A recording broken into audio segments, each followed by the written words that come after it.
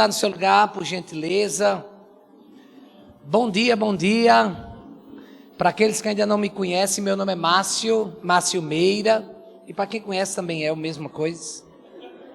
Tem uma foto aí da minha família, eu sou casado com a pastora Linda, que está aqui com a gente. Temos duas filhas, Débora e Ruth, que são essas princesas lindas que em algum momento pode ser que apareça aí. Débora tem 18 anos, Ruth tem 17. Ambas estão estudando numa escola ministerial e é um privilégio ter uma família que serve ao Senhor. Então essa é a família Meira. Falar em família, eu pastorei uma igreja local, uma igreja família, que é a catedral dessa diocese, é a Comunhão.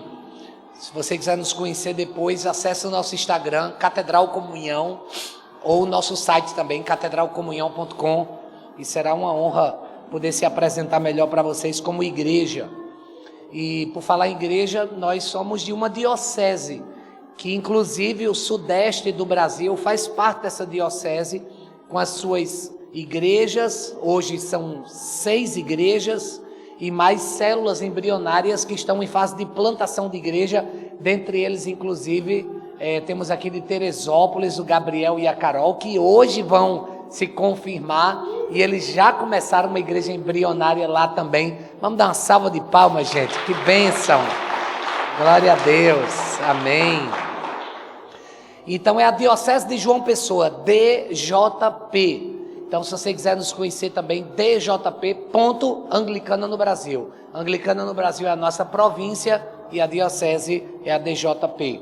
E aproveitar para compartilhar minhas mídias sociais, está aí, Instagram, Facebook, YouTube, Companhia Limitada, Bispo Márcio Meira. Me segue, porque eu sigo Jesus e aí está todo mundo seguindo a mesma pessoa.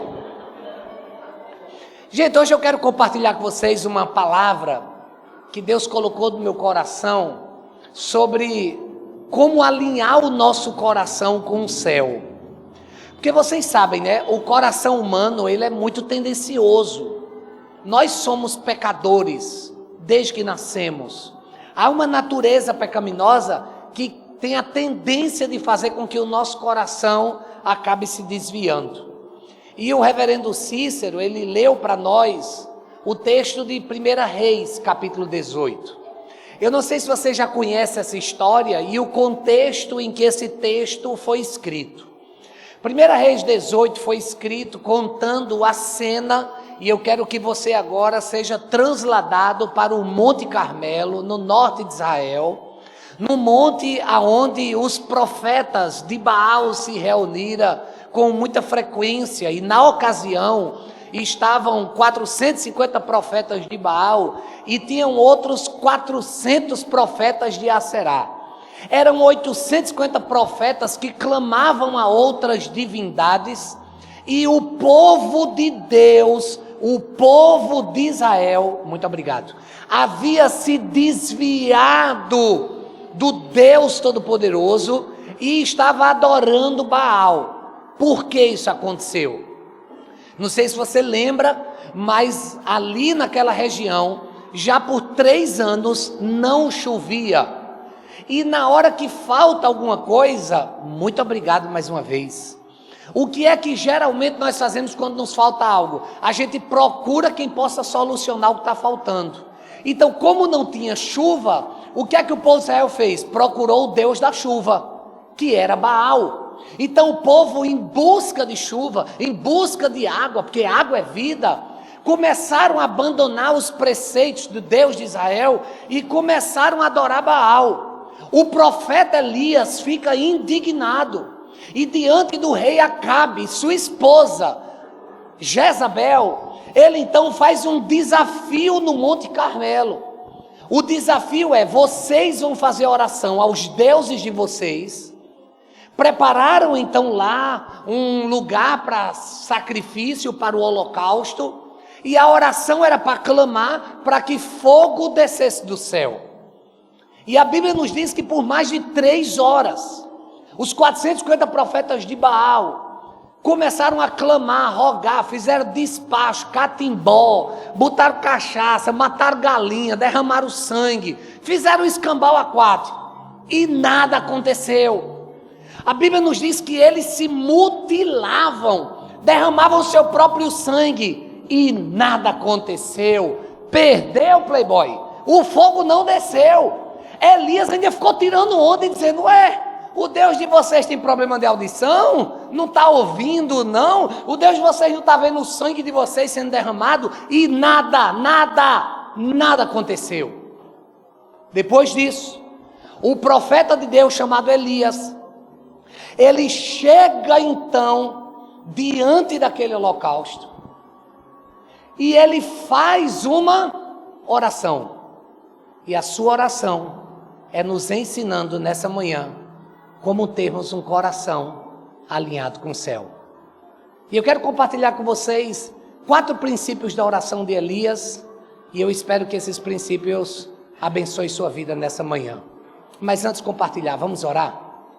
Pai, essa é a tua palavra, e eu sou tão grato ao Senhor pelo privilégio de estar nesse lugar, louvores de adoração que são arrebatadores ao nosso coração, uma atmosfera incrível, cuja arte manifesta a tua glória.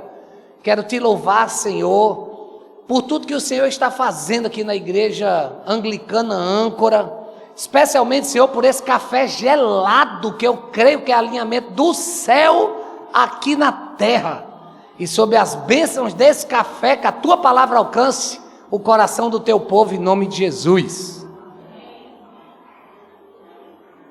Aleluia. Meu Deus, amor, tu tem que experimentar, amor. Mas é experimentar, não é tomar todo, tá certo? Só experimentar. Isso. Vamos ver a oração de Elias? Primeiro lugar, o que é que nós aprendemos na oração de Elias? Mantenha foco. Repete comigo. Mantenha.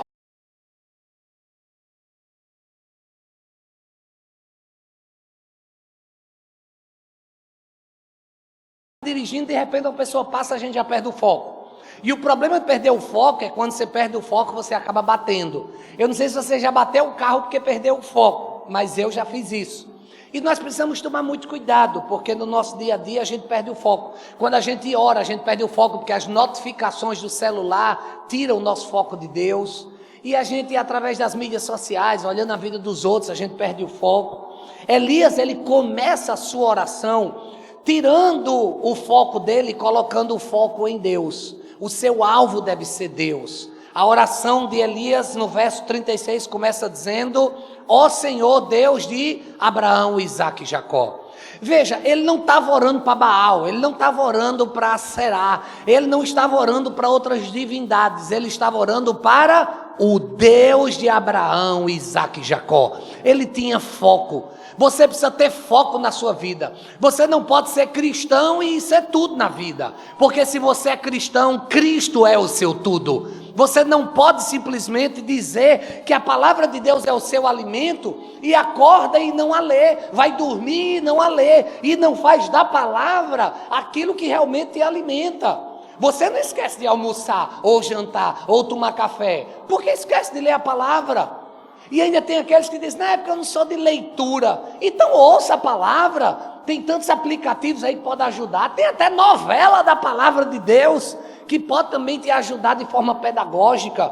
Então nós precisamos ter o foco certo. Veja, Deus zela pelo seu nome. E é por isso que Elias, quando vai orar, ele não perde o foco. Ele não está orando para o Deus da chuva, ele não está orando para o Deus do fogo, ele está orando para o Deus Criador, o Deus de Abraão, Isaque e Jacó.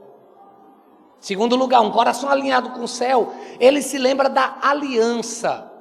Existe uma aliança de amor, existe uma aliança cujo sangue de Cristo derramado na cruz do Calvário é a concretização do Cordeiro de Deus, tira o pecado do mundo, do sangue que foi colocado nos umbrais das portas do povo de Israel quando estavam no Egito, para que o anjo da morte não matasse os primogênitos. Há uma aliança. Nós precisamos entender na nossa vida, o nosso coração, para estar alinhado com o céu, nós precisamos manter a aliança. Se eu tirar minha aliança do dedo esquerdo, aqui, anda lá, eu não deixo de ser casado. Mas eu não sei qual é a comunicação que eu estou trazendo andando sem aliança. Porque eu fiz uma aliança com a minha esposa. Eu fiz uma aliança de um estilo de vida. E é por isso que eu uso esse anel de tucum.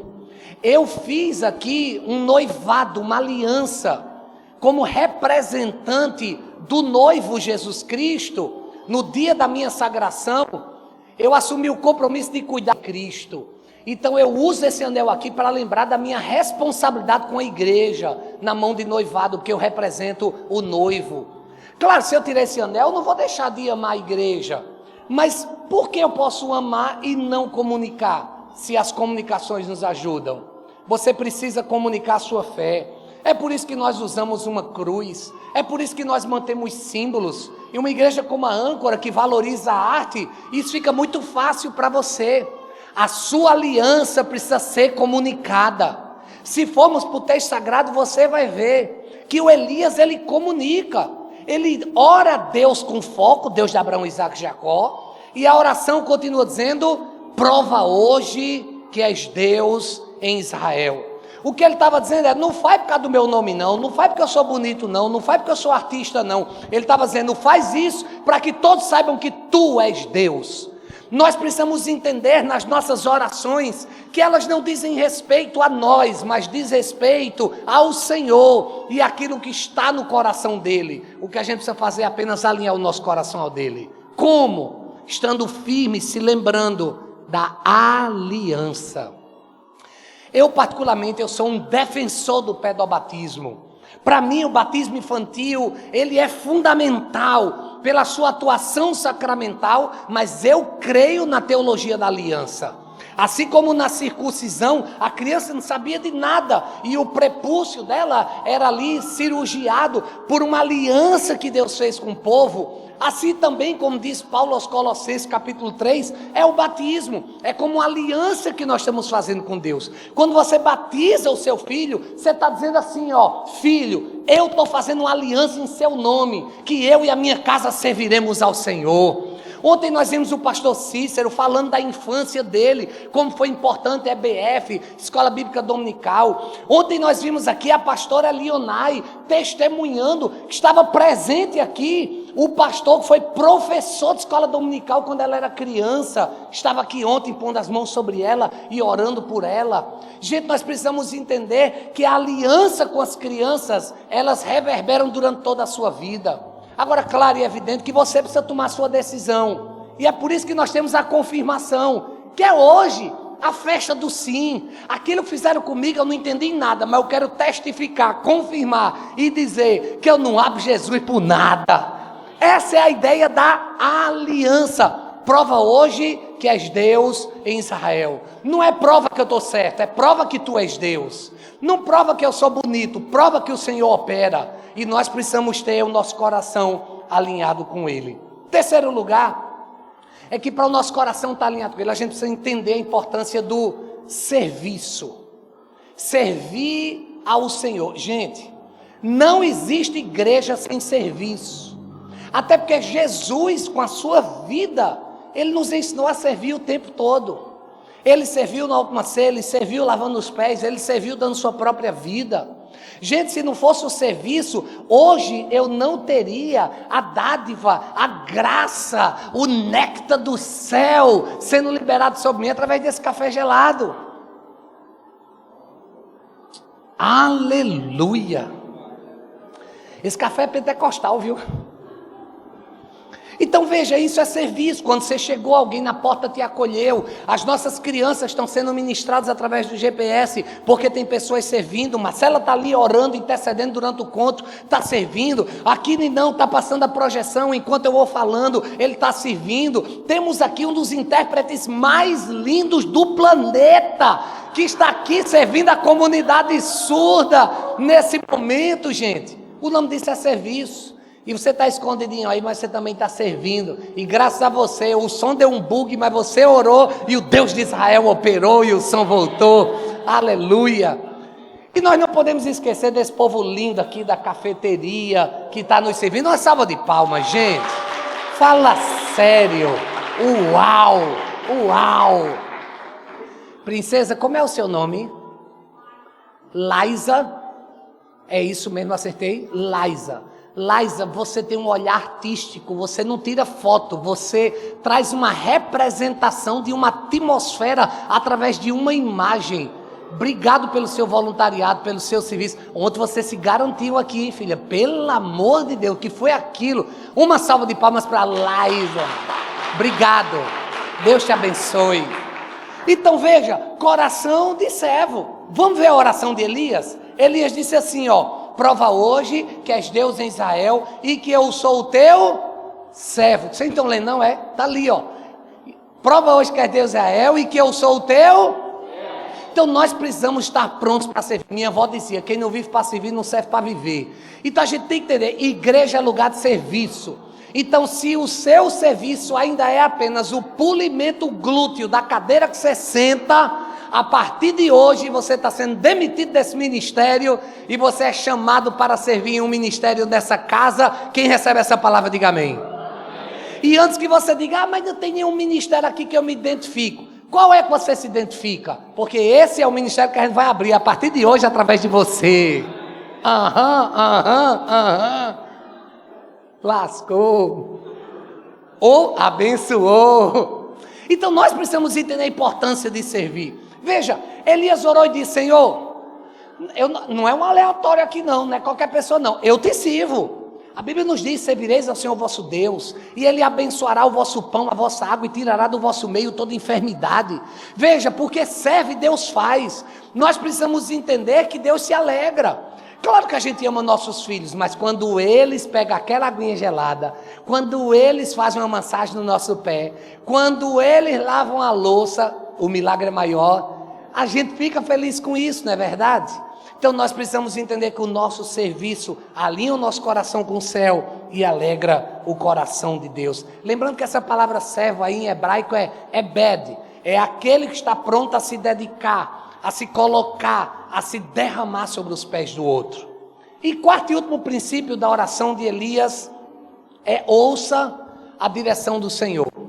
Gente, escute isso. Se Deus não te deu uma palavra, não dê nenhum passo sequer. Mas eu estou desesperado, eu tenho orado pelo namorado, e eu nem sei se esse é de Deus, mas como não tem outro, não tem tu, vai tu mesmo. Não faz isso não. Escuta, busque direção do Senhor. Eu vou fazer vestibular, mas esse curso é tão difícil, então eu vou fazer qualquer outro, vou aplicar aí, vou ver aí no SISU o que é que dá. Não faz isso não, tenha a direção de Deus. Não atira para tudo que é lado e depois desenha o alvo não. Primeiro estabeleça o alvo para depois você atirar. Nós precisamos ter direção do Senhor naquilo que a gente vai fazer. Não dê nenhum passo sem a direção do Senhor, porque sem direção você vai se perder. A oração de Elias, ele diz, prova que fiz tudo isso por ordem tua. Presta atenção, Deus deu uma direção para Elias, ok? Qual foi a direção que Deus deu para Elias? Que no Monte Carmelo, ele deveria desafiar os 450 profetas de Baal, mais os 400 profetas de Aserá, e o desafio foi feito para que o fogo descesse sobre o holocausto. Quando nós temos direção do Senhor, nós não temos medo de enfrentar o sobrenatural, porque para Deus nada é impossível. Você crê nessa palavra? Então escute isso aqui. Eu não sei se você no São João gosta de acender fogueira, eu amo, para assar milho, para soltar bomba, no Nordeste isso é muito comum. Agora, se tem uma coisa que eu aprendi sobre acender fogueira, é que depois que você tem lá a lenha, a madeira e está tudo pronto, qual o líquido que a gente coloca para acender fogo? A água.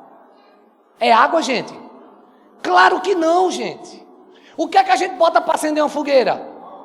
Álcool, gasolina, querosene. Veja, o texto sagrado diz que Elias tinha uma direção tão forte da parte do Senhor, que a Bíblia nos diz que ele disse, encharquem o holocausto de água. Eu imagino os profetas,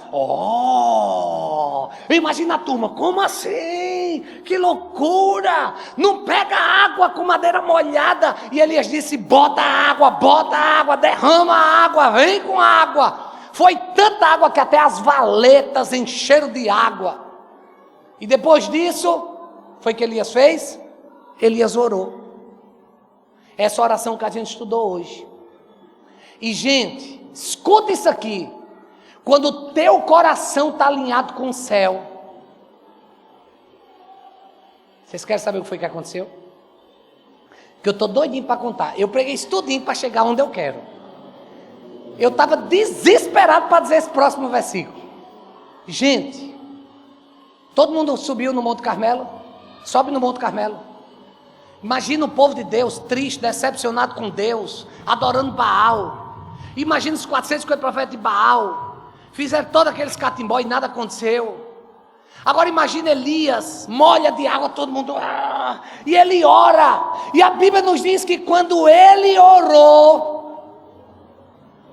no mesmo instante, não foi no outro dia, não foi na outra semana, não foi no outro mês, não foi depois de um prazo, foi no mesmo instante. Fogo do Senhor desceu do céu, queimou o novilho, a madeira, a pedra, o chão, secou até a água da valeta. E quando o povo viu isso, todos se prostraram com o rosto no chão e gritaram: o Senhor é Deus! Sim, o Senhor é Deus! Meu Deus, aleluia, aplauda! Foi fogo que desceu. Hein, Leozinha? Foi esse versículo que eu disse que era para vocês virem para cá, lembra? Gente, como é que vocês ficam com uma história dessa? Há menos de 15 dias atrás eu estava lá no Monte Carmelo. Nesse mesmo lugar em que tudo isso aconteceu. E sabe foi que Deus falou comigo? De que Ele não só corresponde à direção que Ele nos dá, como Ele é Deus que opera o sobrenatural e faz além do que a gente pede ou imagina. O povo de Israel havia se desviado do Deus de Abraão, Isaac e Jacó, porque havia uma crise. Qual era a crise, quem lembra? 3 anos sem água, sem chuva. E o povo entrou em crise. 3 anos depois, Elias, querendo resgatar a fé do povo, faz tudo isso no Monte Carmelo. Mas o povo queria fogo? O que é que o povo queria? Água. A gente hoje pregou no texto de 1 Reis 18. Depois de estudo 19, e ver o que foi que aconteceu, a Bíblia nos diz que Elias fala para o povo: Deus está mandando chuva agora. O Deus do fogo é o Deus da água, é o Deus que opera, é o Deus que faz, o Deus que abre e ninguém fecha. Esse é o nosso Deus.